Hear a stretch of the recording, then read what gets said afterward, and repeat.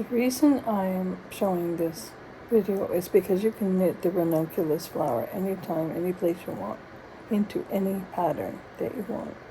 It doesn't have to be an official ranunculus sweater. So, if you want to knit a flower, here you go. Hello everybody, Sue Johnson here, knitting of course, and working on a ranunculus top.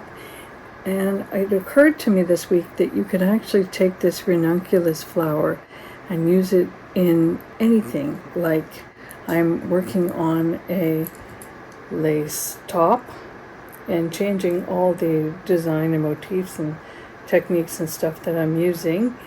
And I can add a ranunculus row to the top of my lace top, along with, using the techniques of creating a ranunculus flower. So that's what I'm doing here. I am showing how to create that ranunculus flower effect that you can use almost anywhere. I saw a lady, she actually put it on the sleeve of her sweater. I thought that was really neat, and then that gave me a lot of ideas. Any stitch technique you learn, like the diamond pattern for example, or even just these lines where you slip one, purl one, slip one, purl one. You can use these stitch effects almost in anything. It's up to you. You can be creative. So I'm going to show you how to do the ranunculus flower.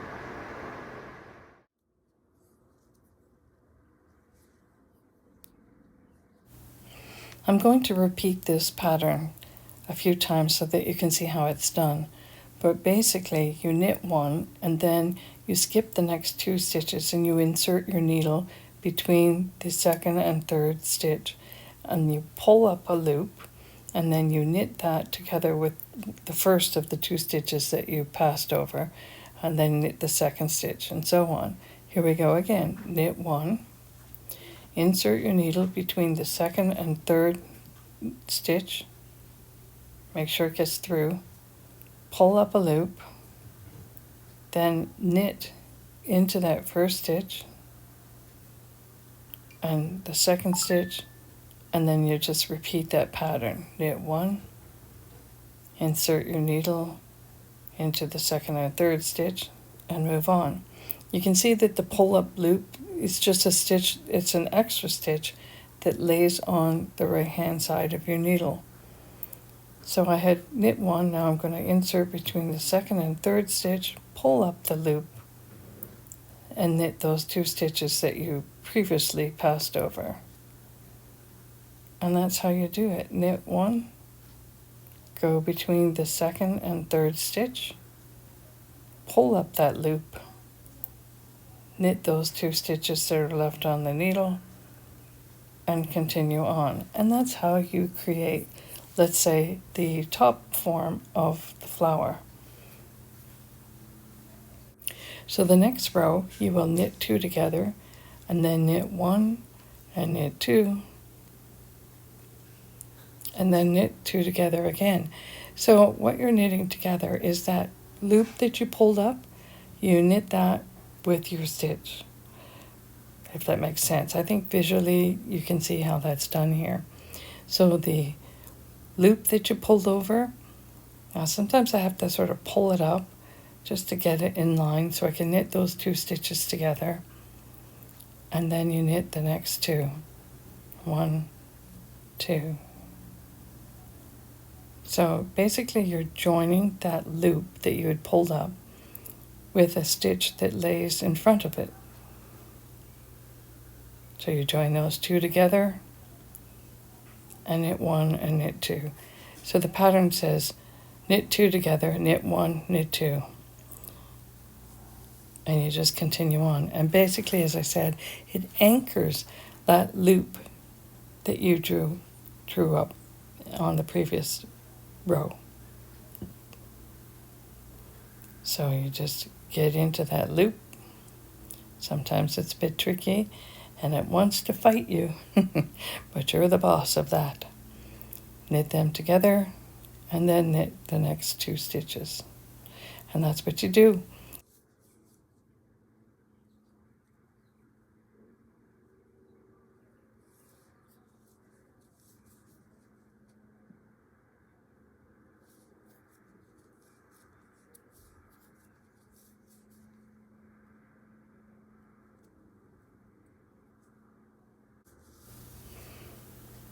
So here you can see how the top or bottom portion, part of the flower portion, is formed. And it's formed by those loops that you pull up and pull forward. And it goes across the stitches. It's really quite nice. The next part of the pattern calls for knit to RLI, which means right, lift, increase, and then you knit one. So here we go, knit one, knit two. Now I'm going to lift the leg of the previous stitch. See the V section? I'm going to lift that leg, put it up over. I'm going to knit that, and that is my increase. Now I don't know, I'm a beginner knitter. I don't know if that's how everybody does it, but that's how I did it in creating the ranunculus flower in this particular top that I'm working on. So the knit one, knit two, lift the leg, that's the way I call it, lift the leg of, or the bar of the previous row, lift it up and knit into that, and that gives you an increase. There is another way I have done it, and I'm going to show that to you. Now, I know that RLI, right, lift, increase, the way I've done it here is not the way, I guess, technically you're supposed to do it, but this is what I've done just for the effect in creating a ranunculus flower. It's what I want to do. So what I do is I insert my needle in between the first and second stitch, and I pull up a loop and draw it across.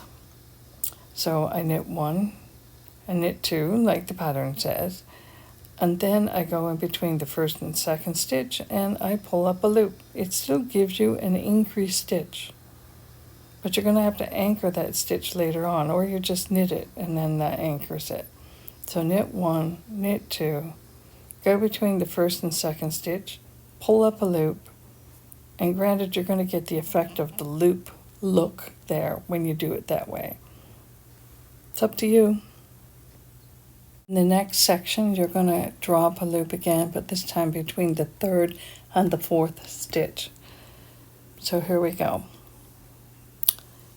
We are going to knit one.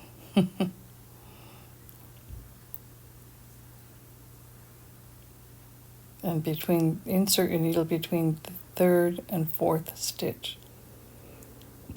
Pull up a loop so it goes across those three stitches, and then knit those three stitches.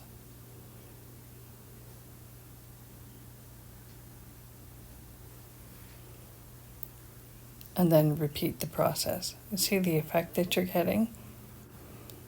So you knit one, and then you go over three stitches between the third and the fourth. Draw up your loop across those three stitches, and then you knit those three stitches.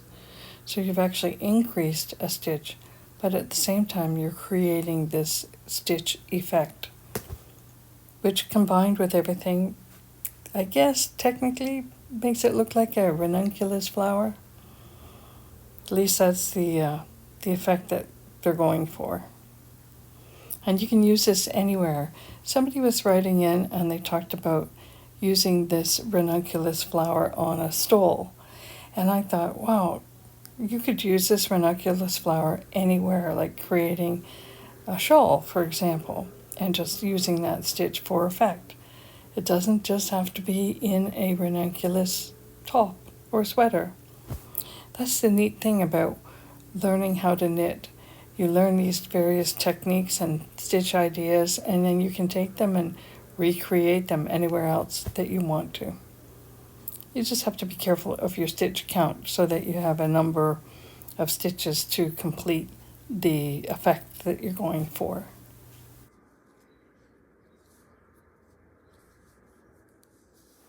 Well, you've made it this far. Thank you very much for that. I am still, in case you haven't wondered or have wondered, working on my lace top. And I decided to do some ranunculus stitching in the top. It didn't quite turn out the way I wanted, but It's a stitch effect, and that's okay. It didn't turn out the way I wanted because I'm knitting on flat needles, and that changes the effect of the knitting and the stitch. But that's okay. It's still good. It's still good.